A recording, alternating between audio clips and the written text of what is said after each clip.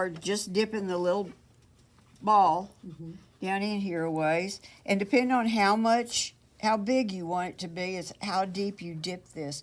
As you dip it, there's some loaded up further up that is going to run down. So you actually get more on it that way. And so, and if anything comes off of here at all, even though it's thin, it is acting as a resist.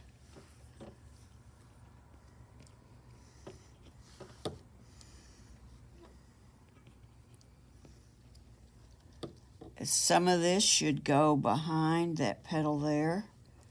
So let's give it a little bit of stuff back there. You could have some just dots out here just floating. You know, they don't have to always be, it doesn't everything have to be connected. Oh, let's see, I was going to kind of keep it off that little ball thing. So just, I like little swirly happy lines.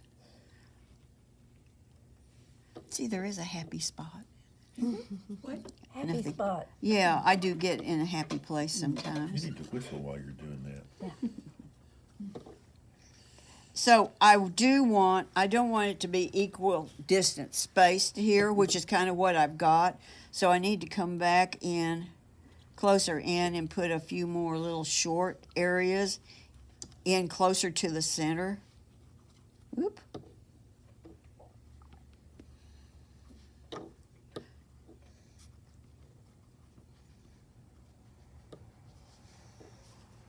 Yeah, and we got to test out those eradicators. And I'm not promising that they're going to be the answer to everything by any means, but I did like working with them. I like the name. Yeah, me too. Yeah. It sounds hopeful, doesn't It it? does. No, it sounds Arnold Schwarzenegger. Yeah, it sounds like sci-fi. Yeah. Terminator. Yeah. Well, maybe it is. Let's jump into the eradicator. Yeah, oh, dear. Oh, no. Or throw him in the eradicator. Okay, so I got something like that. I'm happy that's with that. cool. So the thing is, if you're using this stuff, at least you can see what you've done. and I think that's really, really important, because when you're working with masking, it shows up big time. Okay, so that's all. I erased a little bit. This is the art gum eraser. This is a brand new one. Oh. And I can't tell you the difference between a brand new one and one that you've had a while, particularly if they feel stiff. But this is pulling up the lines so much better. Be sure that if you do this, you don't go over your masking. Also, I'm leaving the outside lines strong. I don't want to get rid of that. Okay, so I had already done that. Wait a minute, I have got to be consistent. Is that a kneaded eraser? Is that This is a kneaded eraser. It just has not been kneaded. Squished. Yeah. Something needed. It's different than the gum lifting eraser, right? Nobody needs Yeah. it. Oh, Okay. there's an art gum. Yeah, it's not the art gum. Gotta get another So, eraser. It's always Yeah, you do want art gum Okay, yeah, eraser, I but figured, you yeah. don't have to run right out and Okay. purchase one. Yeah. Ann likes us to have one of everything. well, yeah, because for the job. Okay. Gotta have the That's right where I've little- got a rolling case that follows me. That's why I have a room. That follows you. Me too. Okay. So now 'Cause I I am do going have to one. look at my beautifully labeled brushes. Zoom in on that label. Yeah. Wow. Okay. So I've got these two out. So let's see. What are we going to do here? When I look at these, I really like this one best in terms of I've got a little bit more color there. I've even got a background, I love them. So I've got a little bit more yellow color in this one than I do this one. I'm used more of a clean yellow there, and it's just too clean. So let's go with, let me get this over here. let's go with some nickel azo. Because nickel azo will give us something rich here. Put in some nickel azo and let's get out the Quinn Gold. You knew. How did we guess that? Oh. And here's what I'm going to do. I'm going to paint this whole center thing too. So I'm going to start out. I guess I've got mostly Quinn Gold there. So maybe I'll start out with some petals rather than doing all of them yet, simply because you don't want this drying on you too soon. So this is really juicy, right? Really juicy. And then what we can do is we can pull up here. I should go to a smaller brush. I don't know. So, you know, they've got some kind of folded places in the middle. So I've got something like that. Let's take, I think I'll go to a smaller brush. Now let's soften all those edges. So the thing is, you've got to do this, you've got to be working really, really wet when you put your initial color down. You could do a petal at a time if you wanted to, and that might be safer.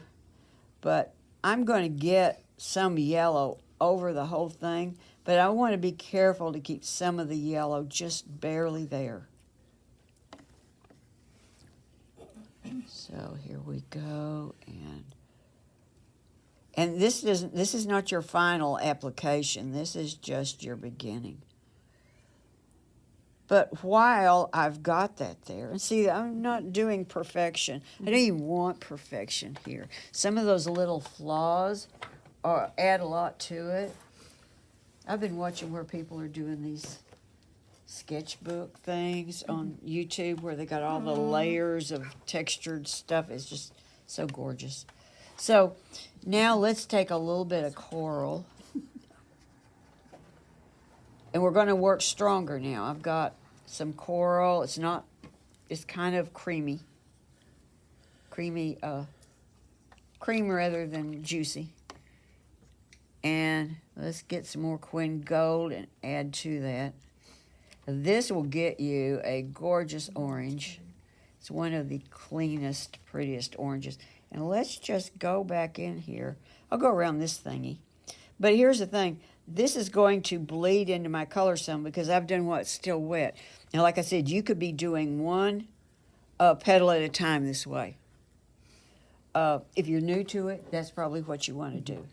So I'll add some of that in down here. And then let's wash that out and let's get a little bit more Quinn Gold. And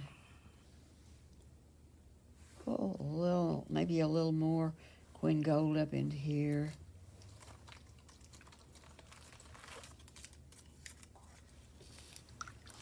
And a little more water for sure. Because you do not want hard edges here. And that's one of the reasons you might want to just work one petal at a time. It's up to whatever you're comfortable with. Some of us that have been painting quite a while, we're okay with this because we're pretty confident about how juicy to get. But if you're new to it, then you may want to do a petal at a time.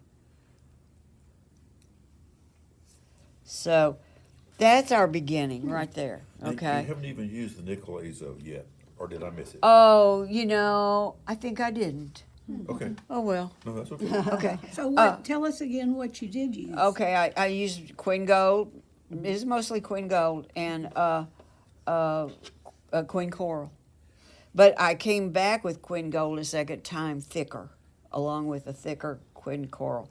So, yeah, see, this gets you one of your... That's why I don't bother to buy oranges, because I can get the most luminous, beautiful oranges out of either using Quinn Gold or Nickel Azo or New Gamboge with either Quinn Coral or Quinn Burnt Scarlet, depending on how rich, you know, if I want something burnt looking, you know, as opposed to a really clean gold. So I'm starting out with a really clean gold here. So you're going to do all these petals. I want you to notice though that there are these little things. Starts with a C. I don't know that the you know the little leaf things under the flower, cur something. I don't know. Chris, no, that sounds too much like butterflies. I don't know. Anyway, the point is, and I was going to memorize that because I was going to be technically correct so everybody would understand me. But since y'all don't know either, it wouldn't matter. Okay. All right. So these are going to be separate. Okay. You probably don't want to paint these in like this because there's other things you may want to do that are going to be somewhat different. So you're going to get your flower in.